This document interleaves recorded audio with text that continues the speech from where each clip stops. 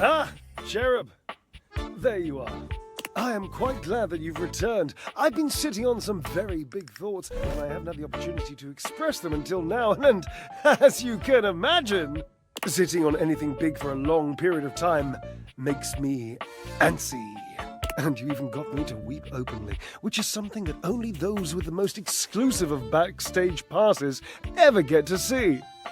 Points. So, to begin, I've been thinking about you. Did you know that you can be unbelievably annoying? Oh yes, frustrating to the point of nausea. But I have to tell you, I like it. I know, that expression on your face. I'm assuming it's shock, yes?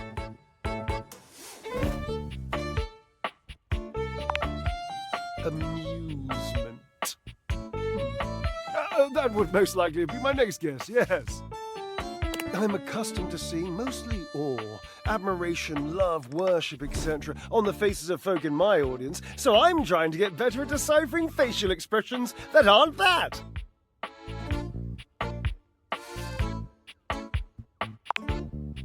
Anyway, you're annoying, and I also like you. And I appreciate your, well, let's just call it what it is, friendship. So I'm wondering if you'd like to officially call yourself my friend.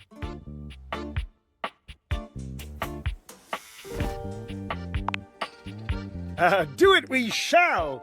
The friendship, I mean, nothing else. Oh, nothing more. I mean, dear Barbara, you know what I mean.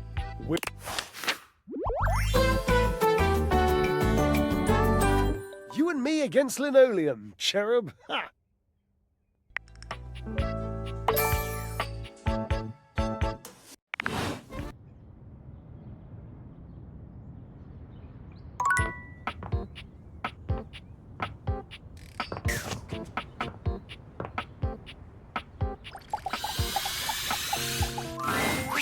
You keep coming in here looking for me. I'm starting to think you like talking to me or something. Trying to play it coy. I'll say it works for you. Look, I know I've been telling you about that couple that lived here before. Well, I want to tell you why they moved out. Is that all right?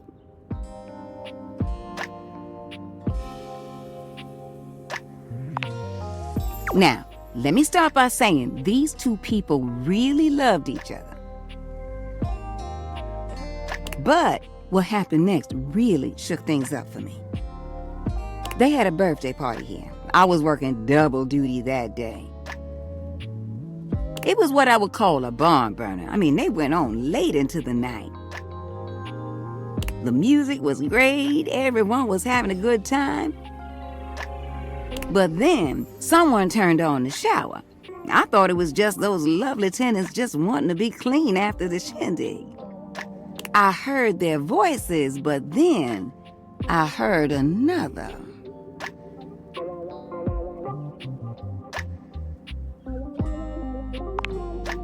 And it was a long shower too, but that ain't the point.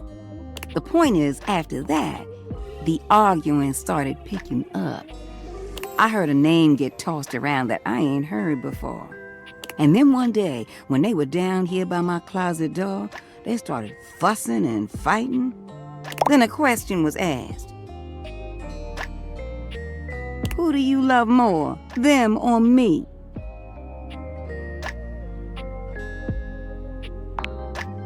That's not where things went downhill. The response they got was, can't I love you both? There was no response. That was a silence thicker than molasses on a cold day. Their shared showers were stopped. Within 2 weeks, they were packing boxes and getting ready to move out.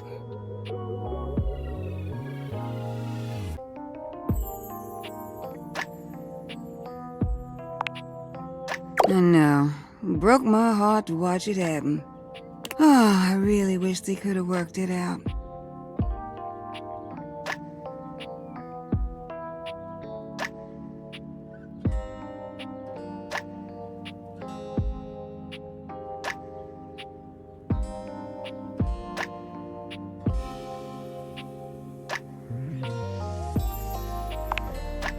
Winifred's eyebrows raise, her expression a mix of surprise and appreciation. She looks at you in a way that makes you feel like she's just seeing you for the first time. You really feel that way? Well, that's just... I appreciate you saying that. And I've got some thinking to do. You mind coming around some other time? I appreciate you as always, darling.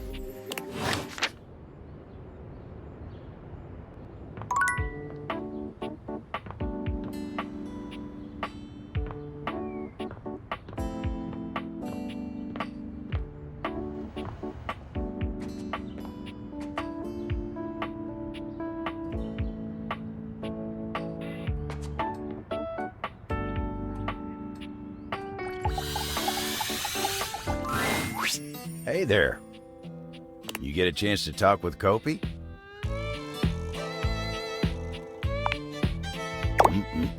She sure does know her way around a cup of coffee. Thank you. I needed this today. Me?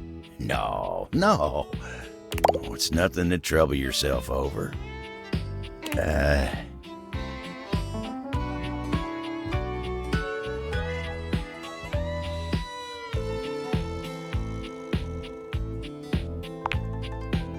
Plenty of stories to tell. Me? Oh, sure. I've got stories, I suppose. They're not exactly exciting, though. You know what? You want exciting? You should talk to the captain. Why, I swear he's seen it all. Why don't you go ask Captain Jacques about his time on the high seas? I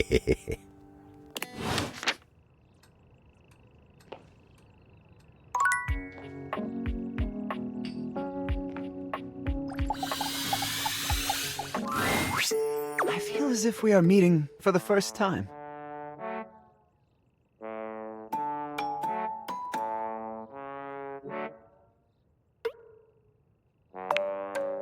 It was a very strange time, but you saved me.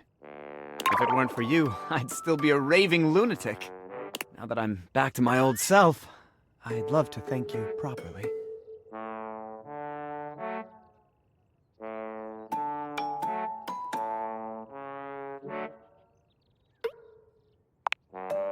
That would be marvelous. Always. Go along, Sudsy.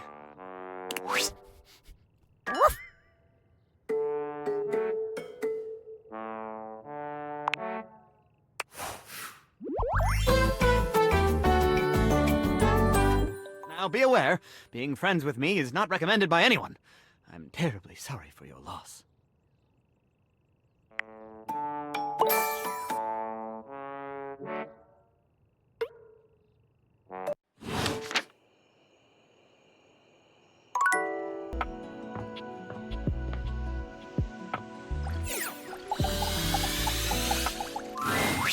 Rainey is in her own world once again, jamming out to a record so unpleasantly high-pitched and sped up, you're amazed no one has come by to complain. Well, look what the cat dragged in. You just couldn't get enough of my gay little tunes, huh?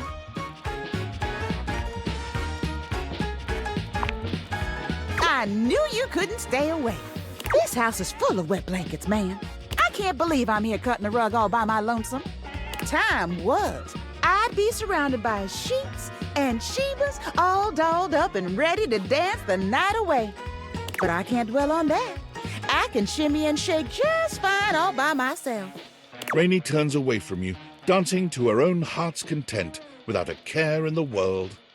She ignores you entirely, jamming out to her unpleasantly sped-up music. And then, with no warning or fanfare, the music stops with an unpleasant scratch. Enough! The needle of Rainey's record player is clutched in the hands of the perfectly coiffed and powdered Scandelabra. He somehow manages to look both put out and flirtatious all at once. He leers at the two of you, an artificial smile plastered to his pale face. Hey, what gives? I am trying to work on my love poetry. Normally, it would be effortless for an artist of my caliber.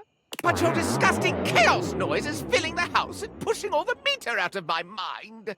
Either shut it off, or give me a little kiss.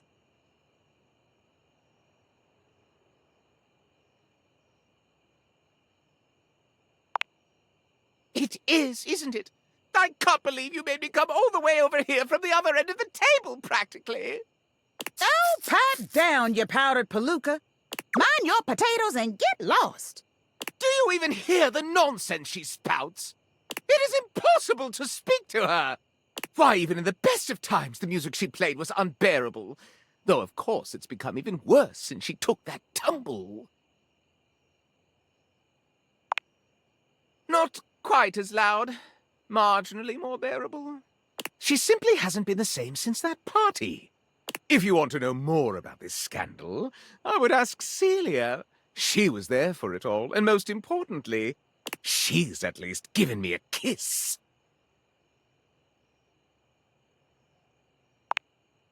Certainly, I was quite the charmer. Am quite the charmer. I'm not wasting a minute more on this if no one here will kiss me or turn the volume down. Don't climb up your thumb, mister. Don't you listen to a word he said. I'm fine, and I've always been fine. I'm still hitting on all 8. But whatever. If that goofy guy is going to come back here and bump his gums every time I start having a little fun, I'll just dance here all by my lonesome to the music in my head. And dance she does, in complete silence. Sometimes she hums a little, but even her humming has the same strange speed and pitch to it. Perhaps speaking to Celia might help you clear all this up.